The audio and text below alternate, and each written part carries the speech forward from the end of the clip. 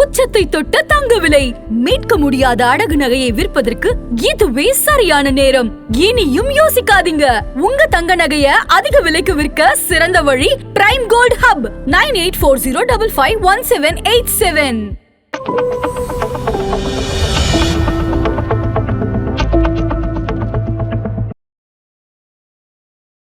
சரி, இப்போ மேம் சொன்ன மாதிரி சேவ் பண்ணணும் எப்படி கற்றுக் கொடுக்குன்னு சொல்லிட்டாங்க. ஸோ இப்போ இது சேவிங்ஸ் மட்டுமே போதாது, அதை ஏதாச்சும் இன்வெஸ்ட் பண்ணணும். ஸோ இப்போ வந்து நீங்கள் வந்து 8 years to 18 years வரைக்கும் டீச் பண்ணுறதா சொன்னீங்க. ஸோ 18 yearsக்கு பிறகு அந்த குழந்தைங்க எந்த மாதிரி ஸ்டெப் எடுக்கலாம் சார் இன்வெஸ்ட் பண்ணுறதுக்கு? இப்போ வந்து ஃபண்டமெண்டலாக அவங்க லேர்ன் பண்ணிக்கிறாங்கன்னா அவங்க வந்து சின்ன சின்ன இன்வெஸ்ட்மெண்ட்டை ஈவன் 15 yearsலேயே கூட ஸ்டார்ட் பண்ண ஆரம்பிச்சிடலாம். அவங்க வந்து சின்ன சின்ன இன்வெஸ்ட்மெண்ட் ஒரு 1000 ரூபாய் கொடுத்து நீங்கள் இன்வெஸ்ட் பண்ணுங்கள், அல்ல 18 yearsல கொடுத்து நீங்கள் இந்த மாதிரி மியூச்சுவல் ஃபண்டில் இன்வெஸ்ட் பண்ணுங்கள், ஷேரில் இன்வெஸ்ட் பண்ணுங்கள். டெஃபினட்டாக மெடிக்ளைமோ அல்லது இதெல்லாம் வந்து பேரண்ட்ஸ் பண்ணி வச்சுருப்பாங்க, அதை போய் பண்ணணும் அவசியம் இல்லை. பணத்தை வந்து வயசாக எப்படி கையாளுறது, அதை இன்வெஸ்ட் பண்ணி மல்டிப்ளை பண்ணுறது எப்படி, அதை ஒன்றும் அந்த ஸ்டேட்மெண்ட் அவங்க தொடர்ந்து இன்வெஸ்ட் பண்ணி பார்க்க அவங்களுக்கு ஒரு ஆட்டோமேட்டிக்காக ஒரு கான்ஃபிடென்ட் வரும். ஸோ இதை பண்ணணும் அப்படின்னு சொல்லிட்டு தப்பு பண்ணுவாங்க, சின்ன சின்ன தப்பெல்லாம் வரும். பட் அதை சின்ன வயசில் பண்ணுற தப்பு வந்து இப்போ ஒரு 10,000 ரூபாய் விட்டுறாங்கன்னா it's not a big deal. ஆனால் நாளைக்கு வந்து 35 வயசு 40 வயசில் வந்து ஒரு 10 லட்ச ரூபாய் 20 லட்ச ரூபாய் விட்றாங்கன்னா it is a big deal. அப்போ வந்து என்னென்னா இந்த 10,000 லூஸ் பண்ணுறதும் அந்த 10 லட்ச ரூபா லூஸ் பண்ணுறதும் கிட்டத்தட்ட ஒன்று தான். அப்போ வந்து நம்ம லூஸ் பண்ணுறத வந்து எங்கே ஜாக்கிரதையாக இருக்கணுங்கிறத ரொம்ப சின்ன வயசுலேயே நம்மளோட அளவு சின்னதாக இருக்கும்போது கற்றுக்கணும். அனுபவம் வந்து ஒன்று தான், அளவு தான் வந்து டிஃபர் ஆகும் அப்போவும் இப்போவும். இப்போ வந்து நாளைக்கு 10 கோடி சேர்த்துருக்கும் போது நம்ம அலட்சியமாக நடந்துக்கூடாது.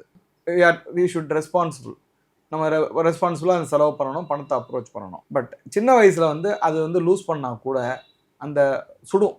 தப்பு பண்ணிட்டோன்னா பணம் வந்து கையை சுட்டுக்கிறோம். அப்போ வந்து அடுத்த தடவை அவங்களுக்கு வந்து அதில் எப்படி ஜாக்கிரதையாக இருக்கணுங்கிற உணர்ச்சி சின்ன வயசுலேயே வர ஆரம்பிச்சிடும். இதை பழகி அதனால் தைரியமாக அவங்களுக்கு பணம் தரலாம். ஸோ இன்வெஸ்ட்மெண்ட்டுங்கிறது அவங்க ஒரு ஆர்டி போடலாம், ஆர்டி போட்டு பாஸ்புக்கை கையில் கொடுத்துடலாம். நான் சில சமயம் வாடிக்கையாளர் பேரண்ட்ஸ்லாம் பார்த்துருக்கேன். ஒரு 12 வயசுலேயே அவங்க பேரில் இன்வெஸ்ட்மெண்ட் பண்ணிவிட்டு அவங்க அப்படி உட்காந்துருக்கும் போது பையன் அப்படி கிராஸ் பண்ணி போகும்போது கூப்பிட்டு பக்கத்தில் உட்கார வச்சு, உனக்காக நான் இதை பண்ணியிருக்கேன், இன்னும் 15 வருஷம் கழிச்சு இந்த பணம் கிடைக்கும், இதுதான் ஸ்கீமு அப்படின்னு ஒரு அப்பா பையனுக்கு உட்காந்து எக்ஸ்பிளைன் பண்ணி, அங்கிள் தான் நம்மளோட இன்வெஸ்ட்மெண்ட் பார்த்துக்கிறாரு அப்படிங்கிறதையும் சொல்லி 12th பையனுக்கு சொல்லி கொடுத்துருவாங்க. அந்த பையன் அதுக்கப்புறம் வேலைக்கு போய் பணம் சம்பாதிக்கும். 40வது வயசுலேயே கிட்டத்தட்ட ஒரு 5 கோடி மெச்சூரிட்டியாக வாங்குறாங்க. அதுக்கு நடுவில் இந்த மெச்சூரிட்டி வாங்குற பணத்தை முன்னாடியே கண்ணுக்கு தெரியும் போது அவங்க என்ன பண்ணுறாங்க, அது கூட ஆட் ஆன் பண்ணுறதுக்கு இவங்களும் பணம் சேர்க்க ஆரம்பிச்சு. ஸோ இது வந்து ஒரு ஹேபிட். இந்த ஹேபிட்டையும் அவேர்னஸையும் அப்பா அம்மா சொல்லித்தரணும் பை ப்ராக்டிக்கலி. மேம் சார் சொன்ன மாதிரி வந்து ஃபினான்ஷியல் ஹேபிட்ஸை வந்து குழந்தைங்களுக்கு வந்து கற்றுக் கொடுக்கணும். ஸோ இப்போ அதே தவறான முறையிலுமே கூட நடக்கிறதுக்கு வந்து வாய்ப்பு இருக்கும். ஸோ பேரண்ட்ஸ் எந்த மாதிரி தப்பெல்லாம் பண்ணுறாங்க மேம் ஸ்டூடெண்ட்ஸ் குழந்தைங்களுக்கு வந்து கற்றுக் கொடுக்கும்போது? இல்லை, ஆக்சுவலி எப்படி இங்கே தப்பு நடக்குது அப்படின்னா, குழந்தைங்களுக்கு சின்ன வயசுலேருந்தே கேட்டது எல்லாத்தையும் வாங்கி கொடுக்கறதுலேருந்து இது ஸ்டார்ட் ஆகுது. அது இல்லாமல் இந்த ஹேபிட்ஸ் இப்போ வந்து ஒரு விஷயத்த அவங்கக்கிட்ட ஒரு பணம் வருதுன்னா ஃபஸ்ட்டு அக்கௌண்டபிளாக இருக்கணும். அந்த பணம் செலவு பண்ணுற ஒவ்வொரு பணத்தையும் குழந்தைங்கிட்ட ஃபஸ்ட்டு மேனுவலாக எழுத சொல்லணும். அப்போ தான் வந்து பேரண்ட்ஸோட நாலேஜ்க்கும் தெரியும். ஒரு பேக்கெட் மணி கொடுத்தா கூட இப்போ வந்து ஒரு 10th ஸ்டாண்டர்ட் பையன் நம்ம வந்து ஒரு பேக்கெட் மணி கொடுத்தோம், பேக்கெட் மணி செலவாக தான் செய்யும். அவங்க போய் ஸ்நாக்ஸ் சாப்பிட்லாம் எதுவும். ஆனால் ஒரு சமோசா சாப்பிட்டா கூட சமோசா 15 ரூபாய்க்கு நான் சாப்பிட்டுட்டேன் அப்படின்னு சொல்லிட்டு அந்த குழந்தை எழுதணும். ஸோ அந்த குழந்தை ஒவ்வொரு பைசாவுக்கும் அக்கௌண்டபிலிட்டியாக இருந்தால் மட்டும்தான் இந்த தப்பான வழியில போறத வந்து தவிர்க்க முடியும் பேரண்ட்ஸ். ஓகே, ஏன்னா சின்ன சின்ன விஷயத்துல இருந்து நம்ம ஸ்டார்ட் பண்ணணும். ஸோ நீ வந்து அந்த குழந்தைக்கு பேரண்ட்ஸ் சொல்லிக் கொடுக்க வேண்டிய முக்கியமான விஷயம் புரிதல், அந்த பணத்தை பத்தின புரிதல். இது வந்து இதுக்கு பணத்துக்கு லிமிட் இருக்கு. You can't spend more. உங்ககிட்ட நிறைய இருந்தா கூட நிறைய செலவு பண்ணணும்னு அவசியம் இல்லை. 100 ரூபா இருந்தா கூட அதுல 50 ரூபாய்க்கு செலவு பண்ணிட்டு 50 ரூபாவை நீ வச்சிருக்கலாம். அதை வந்து அந்த மாதிரி நீங்க சின்ன வயசுல இருந்தே எதுக்காக செலவு பண்றாங்கன்றத ரொம்ப உன்னிச்சு பார்க்கும் போது அந்த குழந்தைங்க யோசிச்சு அந்த ஸ்பெண்டிங்கை வந்து ஸ்டார்ட் பண்ணுவாங்க. அப்ப தப்பான வழியில போறதுக்கான ஆப்ஷன் ரொம்ப கம்மியா இருக்கும். சரி, இப்போ வந்து பணம் எந்த இடத்துல சார் பேராசையா மாறுது? பணம் வந்து பேராசையாக மாறுறது வந்து என்னென்னா, நிறைய பணம் சேர்க்கும் போது, ரெண்டாவது அது ஒரு பர்பஸ் அல்லது கோல் இல்லாமல் இருக்கிறது. பணத்துக்கு ஒரு பர்பஸோ ஒரு கோலோ இருந்தால் நல்லது. நம்ம லைஃபுக்கு ஒரு கோல் இருக்குது. நான் வந்து என்னோடய பிளாங்க் செக் புத்தகத்தில் கூட நான் எழுதியிருப்பேன், பணத்தை எவ்வளோ தூரம் சேர்க்கணும் அப்படின்னா, ஒரு கிங் வந்து 6 மணிக்குள்ளே நீங்கள் எவ்வளோ தூரத்துக்கு போய் ஒரு சுற்றி ஒரு வட்டம் போட்டு தொட்டிங்கன்னா அந்த இடம் உங்களுக்கு அப்படின்னு. ஒரு குறிப்பிட்ட சில பேர் அந்த வட்டத்தை போட்டு தொடுவாங்க. ரெண்டாவது வந்து சில பேர் கண்டினியூஸாக பெரிய ஜேர்னி பண்ணி பட் திரும்பி வந்து தொட முடியாது. பட் அப்போ உங்களோட ரீச் என்ன, உங்களோட வாழ்க்கையில் உங்களோட கோல் என்ன, நீங்கள் அந்த பணத்தை வச்சு என்ன அனுபவிக்க போகிறீங்க, அது ஒரு பயன்பாடு, யாருக்கு என்ன, ஒய்ஃபுக்கோ குழந்தைக்கோ அந்த பணம் எவ்வளோ தேவை. ரெண்டாவது உங்களோட ஸ்கேல் அப் குவாலிட்டி என்ன, நீங்கள் பிஸ்னஸ் பண்ணுறீங்களா, சின்ன பிஸ்னஸா பெரிய பிஸ்னஸா, அந்த மாதிரி இல்லாமல் ஒரு பெரிய இண்டஸ்ட்ரியலிஸ்ட்டாக. அப்போ அதோட லாபம் என்ன, அந்த ப்ராடக்ட் வந்து அவுடேட்டட் ஆகுதா அல்லது மார்க்கெட்டில் ட்ரெண்டிங்கில் இன்னமும் இருந்துகிட்டு இருக்கா, ப்ராஃபிட் வருமா, இதெல்லாம் பார்த்துக்கணும். நான் வந்து பெரிய பிஸ்னஸ் பண்ணுறேன் அப்படின்னு சொல்லிட்டு பேராசை வந்து நம்ம எக்கச்சக்கமாக சம்பாரிச்சிடலாம்னு நினைக்கிறோம். பட்டு சில லிமிடேஷன்ஸ் இருக்கும். அப்போ அந்த லிமிடேஷனுக்குள்ளே தான் பணம் சம்பாதிக்க முடியும். அப்போ நான் என்ன சொல்கிறேன், அப்போ அந்த கோலும் பர்பஸும் இருக்கும்போது நீங்கள் பணத்தை சேர்க்கலாம், மல்டிப்ளை பண்ணலாம், என்ஜாய் பண்ணலாம், அதோட பயன்பாட்டை முழுசாக அனுபவிக்கலாம். அது இல்லாமல் வந்து அளவுக்கு அதிகமாக சேர்க்க போகிறோங்கிறதுல வந்து ஒன்று சேர்க்கலாம், ரெண்டாவது சேர்த்து அதை பயன்படுத்தாமலே நிறைய பேர் வந்து அடுத்த தலைமுறை தான் அதை அனுபவிக்கிறாங்க. அப்படி இருக்கும்போது நமக்கு அந்த பணத்தை அனுபவிக்கிறதுக்கு நமக்கும் கொஞ்சம் உரிமை உண்டு. எல்லாத்தையும் சொத்துக்களாக மாற்றி குழந்தைங்கள்ட்ட கொடுத்துட்டு போகிறதுல என்ன அர்த்தம் இருக்குது? இப்போ வந்து குழந்தைங்க கேட்கும்போது இப்போ கேட்டாலும் பணம் கொடுக்கலாமா மேம்? இதுக்கு தான் அந்த ஹேபிட் ரொம்ப முக்கியம்னு சொல்கிறேன். பணம் முதல்ல ஃபோன்லேருந்து வர்றது இல்லை, பேங்க்லேருந்து வருது. பேங்க் வந்து நம்மளோட பணத்தை பேங்க்ல போட்டதுக்கு அப்புறம் தான். ஸோ இது வந்து ஓவரால் சர்க்கிள் வந்து இது என்னோட பணம், நான் கஷ்டப்பட்டிருக்கேன் அப்படின்னு சொல்லிட்டு மணியோட வேல்யூவை முதல்ல நம்ம சொல்லிக் கொடுக்கணும். அன்வான்டா ஏன் நம்ம ஒரு குழந்தைக்கு காசு கொடுக்கணும்? அங்கதான் வந்து, ஏன்னா குழந்தைக்கு வந்து ஷெல்டர் இருக்கு, ஃபுட் இருக்கு, ட்ரெஸ் இருக்கு, எல்லாமே பேரண்ட்ஸோட ஃபுல்ஃபில்னஸ் எல்லாமே அங்கே நடக்குது. பேரண்ட்ஸ் கிட்ட இருந்து எல்லாமே குழந்தைங்களுக்கு போயிடுது. அதை தாண்டி ஒரு குழந்தை வந்து எக்ஸ்ட்ரா ஒரு பணம் கேட்குதுன்னா கண்டிப்பா பேரண்ட்ஸ் வந்து அங்கே வந்து ஒரு பவுண்டரியை வந்து அங்கே உருவாக்கணும். ஏன்னா இப்போ இருக்க சொசைட்டில வந்து குழந்தைங்களோட மென்டல் ஸ்ட்ரென்த் கொஞ்சம் வீக்காக தான் இருக்கு. ஏன்னா நிறைய இன்ஃப்ளூயன்ஸ் இருக்கு. குழந்தைங்க ஃபோன் அடிக்டடாக இருக்காங்க, நிறைய நேரம் அதில் ஸ்பெண்ட் பண்ணுறாங்க டைமை. நிறைய குழந்தைங்க தப்பான விஷயத்தெல்லாம் அதில் பார்த்து கற்றுக்குறாங்க. அப்போ பணம் தான் குழந்தைங்கள தப்பு செய்ய தூண்டுது. அப்போ அந்த பணத்தை அதை ரொம்ப கேர்ஃபுல்லாக கையாளக்கூடிய ஒரு விஷயம் வந்து இப்போ கற்றுக்க வேண்டிய விஷயம். அதை பேரண்ட்ஸ் கொடுத்துக்கிறதுனால தான் குழந்தைங்க கிட்ட மணி வருது. அப்படி மிஞ்சி உனக்கு வந்து ஒரு பணம் வேணும் அப்படின்னாக்கன்னா அந்த குழந்தைய அதாவது சின்ன சின்ன வேலை செஞ்சு அதுக்கான ஒரு போனஸா நம்ம ஒரு குட்டி பணம் கொடுக்கலாம். அது வந்து அந்த குழந்தைங்களுக்கு வேல்யூபிளா இருக்கும். ஆனா நீங்க சும்மா கொடுக்குற பணம் எப்பவுமே வந்து அந்த குழந்தைங்களுக்கு வேல்யூ கொடுக்காது. அதனால தேவையில்லாம அன்வான்டா பணம் கொடுக்கறத கண்டிப்பா தவிர்க்கணும். சரி, இப்போ வந்து ஃபினான்ஷியல் லிட்ரஸி வந்து பேரண்ட்ஸ் என்ன தான் கற்றுக் கொடுத்தாலும் எஜுகேஷன் ஒரு பக்கம் தான் வந்து மேஜர் ரோல் வந்து எஜுகேஷன் தான் ப்ளே பண்ணுது. ஸோ இப்போ எஜுகேஷன், இந்த ஃபினான்ஷியல் லிட்ரஸி இதெல்லாம் தெளிவாக புரியுமா சார் குழந்தைங்களுக்கு? குழந்தைங்களுக்கு நம்ம என்ன நினைக்கிறோம்னா, இதெல்லாம் குழந்தைங்களுக்கு தெரியணுமா அப்படின்னு ஒரு அலட்சியமாக நினைக்கிறோம். அவங்களுக்கு வயசு வரட்டும் அப்படின்னு. ஆக்சுவலாக நம்ம பண்ண தப்பாக தான். 30 வயசுக்கு மேலே தான் பணத்தை பற்றி யோசிக்க ஆரம்பிச்சுட்டு 45 வயசுக்கு அப்புறம் தான் தப்பு எல்லாத்தையும் முடித்து பணம் சேர்க்க ஆரம்பிக்கிறதே 40-45 வயசுக்கு அப்புறம் தான் சேர்க்க ஆரம்பிக்கிறோம். அப்போ இழந்தது பணம் மட்டும் கிடையாது, வாழ்க்கையும் சேர்த்து தான். ஸோ அப்போ பணத்தை பற்றின அவேர்னஸ் வந்து ரொம்ப முக்கியம். சின்ன வயசில் குழந்தைங்களுக்கு பணமே தேவையில்லை, பணத்தை பற்றின அறிவு தான் தேவை. நான் சொல்லுவேன் எப்போவுமே வந்து ஒரு நல்ல குழந்தைக்கு வந்து பணமே தேவையில்லை. டிவியேட் ஆகிற குழந்தைக்கு எவ்வளோ பணம் கொடுத்தாலும் பிரயோஜனம் இல்லை. ஸோ அப்போ பணத்தினால குழந்தை வளரல. அப்போ அவங்களுக்கு வந்து பணம் வந்து ஒரு தேவை, ஆனால் பணத்தை பற்றின அறிவு ரொம்ப தேவை. அப்போ ஏன்னா அவங்க நாளைக்கு வந்து சம்பாதிக்கும் போது இதை பற்றி அவங்க யோசிக்கணும். ஒவ்வொரு டிசிஷனும் அவங்க எடுக்கணும். இது பண்ணலாமா, பண்ணக்கூடாதா, ஒரு வீடு ஷிஃப்ட் பண்ணால் எவ்வளோ செலவாகும், இதெல்லாமே சின்ன 25 வயசுலேயே தெரிய ஆரம்பிச்சிடும். அது இல்லாமல் நம்ம என்ன நினைக்கிறோம், அப்போ பின்னாடி தெரிஞ்சுக்கலாம் அப்படின்னா நம்ம பண்ண அதே தப்பா அவங்க செய்வாங்க. ஸோ அதனால் ஏர்லி ஸ்டார்ட். வெஸ்டர்ன் கண்ட்ரீஸில் என்ன சொல்லுவாங்கன்னா, ஏர்லி ஸ்டார்ட் 25th இயர்லேயே உங்கள் ஏஜ்லேருந்து நீங்கள் பணத்தை சேர்க்கறத ஆரம்பிச்சிடணும். அப்போ தான் பவர் ஆஃப் காம்பவுண்டிங் வேலை செய்யும். அப்போ வந்து நீங்கள் ஒரு 50 கிட்ட வந்து ஒரு பெரிய பணத்தோட ஒரு ரிட்டையர்மெண்ட்டுக்கு ரெடி ஆவீங்க. அப்போ நான் என்ன சொல்கிறேன்னா, 50 வயசில் நிறைய பணம் வச்சுருந்தா நீங்கள் ரிசைன் லெட்டர் எழுதி வச்சுட்டு ஆஃபீஸ் போகலாம். எப்போவுமே நான் சொல்கிறது உண்டு. என்னென்னா, இல்லைன்னா 55 வயசில் கடனும் ஒரு கமிட்மெண்ட்டும் இருக்க எல்லாருமே பதச்சு வேலை பார்த்துட்டு இருக்காங்க. ஒரு பீஸ் ஆஃப் மைண்ட் கிடையாது. அது மட்டும் இல்லாமல் இன்னொன்று சொல்லுவேன், குழந்தைங்களுக்கு ஃபஸ்ட்டு அப்பா எப்படி வேலை செய்கிறாங்கன்னு தெரியணும். Most of the 95% of the குழந்தைங்களுக்கு அப்பா என்ன வேலை செய்கிறாரு, எவ்வளோ கஷ்டப்படுறாரு, எவ்வளோ சம்பாரிச்சிட்டு வர்றாருன்னே தெரியாது. இப்போது ரீசெண்டாக ஒரு வீடியோ பார்த்தேன். சைனாவில் ஒரு கிளாஸ் ரூமில் உட்காந்து அப்பா வந்து எப்படி வேலை செய்கிறாங்க அப்படிங்கிற படத்தை ஷூட் பண்ணி கொண்டு வந்து போட்டாங்க. அந்த குழந்தைங்கள்லாம் கதறி அழ ஆரம்பிச்சிருச்சு. ஏன்னா ஒருத்தர் தொங்கிக்கிட்டு 150வது மாடலில் க்ளீன் பண்ணுறாரு. ஸோ அப்படி தான் பணத்தை எடுத்துகிட்டு வராங்க அப்பா அம்மா. ஸோ அப்போ வந்து அப்பாவோட வேல்யூ, பணத்தோட வேல்யூ, இது எல்லாம் குழந்தைங்களுக்கு தெரிய ஆரம்பிச்சதுன்னா அவங்க ஒரு நல்ல சிட்டிசனாக கூட வளருவாங்க. இப்போ வந்து சார் சொன்ன மாதிரி அப்பா அம்மா எப்படி கஷ்டப்படுறாங்கிறது குழந்தைங்களுக்கு வந்து தெரியணும். ஆனால் இப்போ இருக்கிற பேரண்ட்ஸ் என்ன பண்ணுறாங்க, நான் பட்ட கஷ்டத்தை என் குழந்தை வந்து படக்கூடாதுன்றத குழந்தை என்ன கேட்டாலும் வாங்கி கொடுக்குறாங்க. எப்படி நம்ம பார்க்குறீங்க?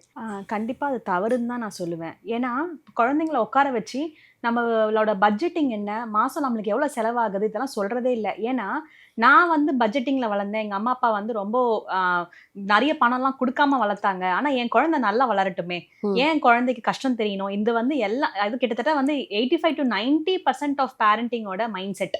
பட் ஆனால் குழந்தைங்களுக்கு ஃபர்ஸ்ட் இனிஷியலாகவே குழந்தைங்களுக்கு பணம்னா என்ன, அதோட ஸ்பெண்டிங்னா என்ன, எந்த விஷயமும் அதாவது மென்டல் ஸ்ட்ரென்த்து எதுவுமே நீங்கள் சொல்லி கொடுக்கலன்னா அந்த குழந்தைங்களுக்கு கடைசி வரைக்கும் அதோட ஹேபிட்ஸை தெரியாமலே போகிறதுக்கு நிறைய வாய்ப்பு இருக்குது. ஸோ இது வந்து ஒரு பேம்பரிங்காக நான் வளர்க்குறேன், என் குழந்தைக்கு வந்து எந்த கஷ்டமும் தெரியாமல் வளர்க்குறேன் அப்படின்ற பேரில் அந்த குழந்தைங்களுக்கு எதையுமே கற்றுக்க விடாமல் பண்ணுறீங்கன்னு தான் அர்த்தம்.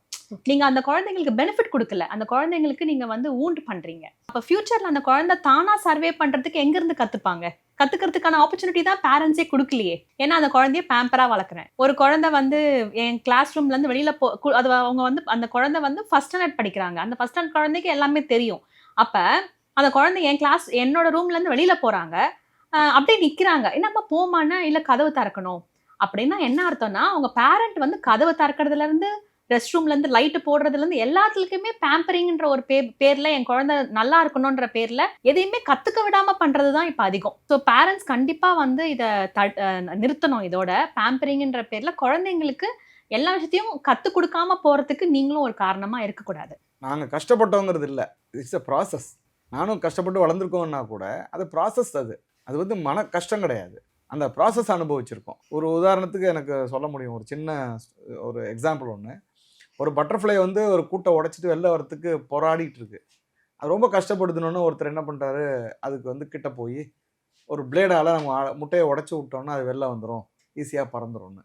அது கீழே விழுந்து இறந்து போயிடுது. அவருக்கு ஒரே ஆச்சரியம். அவர்கிட்ட போய் கேட்குறாரு, ஒரு எக்ஸ்பர்ட்டிட்ட கேட்குறாரு, இந்த மாதிரி ஒரு பட்டர்ஃப்ளை கஷ்டப்பட்டு பறந்து போச்சு, அதை பார்த்துட்டு நான் அடுத்த முட்டையை ஒரு பிளேடால் கீறி விட்டேன், அதனால அது சீக்கிரம் வெளில வந்துடும் அப்படின்ட்டு. ஆக்சுவலாக பட்டர்ஃப்ளைக்கு அது வந்து அந்த முட்டையை உடைக்கிற எஃபர்ட் எதுக்குன்னா, அது அந்த ரெக்கையை இறகை வந்து அடித்து பறக்கும்போது தான், ட்ரை பண்ணும்போது அதோட சிறகுக்கு ரத்தம் போகுது. அடுத்த நிமிஷம் அது முட்டையை உடைச்சப்புறம் அது பறக்க ஆரம்பிச்சிருது. ஸோ அப்போ லைஃப்பில் வந்து குழந்தைக்கு ப்ராசஸை சொல்லி தரணும். அதுக்கு பேர் கஷ்டம்னு நம்ம நினச்சிட்டு ஒரு பிளேடால் கிழிச்சு அதுக்கு ஒரு அட்வான்டேஜ் கிரியேட் பண்ணுறோன்ட்டு அவங்கள வந்து பேம்பரிங்காக வளர்த்துறக்கூடாது. இப்போ வந்து பேரண்ட்ஸ் வந்து ஒரு குழந்தைக்கு வந்து ஃபினான்ஷியல் லிட்ரஸி, ஃபினான்ஷியல் இண்டிபெண்டன்ஸை கற்றுக் கொடுக்கணும், எந்த மாதிரி 3 அட்வைஸ் சார் கொடுப்பீங்க? ஃபினான்ஷியல் இண்டிபெண்டன்ஸ் கற்றுக்கணும்னா ஃபஸ்ட்டு அவங்களோட சேவிங்ஸ் ஸ்பெண்டிங்கோட ஏர்ன் பண்ணுற அமௌண்ட்டு நாளைக்கு ஏர்ன் பண்ணும்போது சர்ப்ளஸ் அமௌண்ட்டை கிரியேட் பண்ண கற்றுக் கொடுக்கணும் ஃபஸ்ட்டு. ஓகே. ஏன் சர்ப்ளஸ் முக்கியம்னா, சர்ப்ளஸ் தேர்ந்த வெல்த்தே கிரியேட் ஆகுது. அது சின்ன சர்ப்ளஸா பெரிய சர்ப்ளஸா அப்படிங்கிறது இல்லை. Small success will give small confident and small happiness. So இதெல்லாம் சேர்ந்து நாளைக்கு இதுதான் பெரிய அளவாக மாறும். ஸோ அதனால் இது ஒரு விஷயம். ஸோ இன்வெஸ்ட்மெண்ட்டோ சேவிங் சர்ப்ளஸ் கற்றுக் கொடுக்கணும். ரெண்டாவது வந்து ஸ்பெண்டிங்கை வந்து மானிட்டர் பண்ண கற்றுக் கொடுக்கணும். செலவு பண்ணுறதுனால யாரும் பெரிய ஆள் இல்லை, செலவு எப்போனா பண்ணலாம். Most of the successful people எல்லாருமே பெரிய பிராண்டட்லாம் வச்சுக்கிறது இல்லை. ஒரு ஸ்டேஜுக்கு அப்புறம் அவங்க வந்து சிம்பிளாக தான் லைஃப்பை ரன் பண்ணுறாங்க. ஏன்னா அவங்களுக்கான வேல்யூ சொசைட்டியில் க்ரியேட் ஆகிடுது கொஞ்சம் கொஞ்சமாக. ஸோ அப்போ நான் வந்து மதிக்கப்படுறேன் அப்படின்னு கிடையாது. ரெண்டாவது, அதனால் செலவு பண்ணி பிராண்டிங் பண்ணுறதோ அல்லது ஒரு நம்ம வந்து வளர்கிறதோ அதை வந்து ஒரு ஸ்டேஜில் குறைச்சிடணும். மூணாவது வந்து long term wealth, lifelong வெல்த்தை வச்சுக்கணும். கேஷ் ஃப்ளோவையும் வெல்த்தையும் கரெக்டாக வச்சுக்கணும். ஏன்னா நாளைக்கு ஒவ்வொரு நாளும் நம்ம வந்து சேஞ்சஸ் நடந்துக்கிட்டே இருக்குது. கல்ச்சுரலி குளோபலி என்ன சேஞ்சஸ் நடக்கும்னு தெரியாது. நம்ம ஊரெல்லாம் பச்சை பெயிண்ட் அடிக்க வேண்டிய அவசியம் இல்லை. நம்ம ஒரு சன்கிளாஸ் போட்டுக்கிற அளவுக்கு நம்மளோட பேங்க்கில் ஒரு வெல்த்தை க்ரியேட் பண்ண வச்சா, ஒன்று இந்த டவுனில் இருக்கலாம், இல்லை இன்னொரு டவுனில் போய் குடியிருக்கலாம், இதை விட கொஞ்சம் குறைச்சலாக ஒரு டவுனில். பட் நீங்கள் கொஞ்சம் கேஷ் ஃப்ளோவை கடைசி வரைக்கும் தக்க வச்சுக்கணும். மேம், ஓவரால் நம்ம பார்த்தோம் அப்படின்னா சைக்காலஜி ஆஃப் மணி வந்து எந்த அளவுக்கு ஒரு லைஃப்பில் ஒரு மேஜர் ரோல் ப்ளே பண்ணுதுன்றதை பற்றி பார்த்துக்கிட்டு இருந்தோம். இப்போ வந்து எனக்கு பணம் இருந்தாலே வந்து ரொம்பவே தைரியமாக இருக்கும். இந்த ஸ்டேட்மெண்ட் எப்படி மேம் பார்க்குறீங்க? ஆக்சுவலி வந்து பணம் வந்து ஸ்பெண்ட் பண்ணுறது ரொம்ப ஈஸி, ஆனால் அதை சம்பாதிக்கிறது தான் கஷ்டம். ஒரு படத்தில் வந்து ரஜினிகாந்துக்கு வந்து அவங்க அப்பா ஒரு ரூம் நிறைய பணத்தை கொடுத்து வித்தின் 10 days செலவு பண்ணுன்னு சொல்லும் போது ஈஸியாக இருந்துச்சு அதை செலவு பண்ணுறதுக்கு. ஆனால் அதே 10 days தரேன், அதே ரூம் ஃபுல்லாக பணத்தை நீ ரெட்டிப்பி ஆக்குன்னும் போது அதை கண்டிப்பாக 10 days ஆக்குறதுன்றது சாத்தியமே கிடையாது. அப்போ பணம் இருந்தால் தைரியம் வரும், பட் ஆனால் அந்த பணத்தோட சேர்த்து மென்டல் ஸ்ட்ரென்த்தும் அதிகமாக தேவைப்படும் கண்டிப்பாக.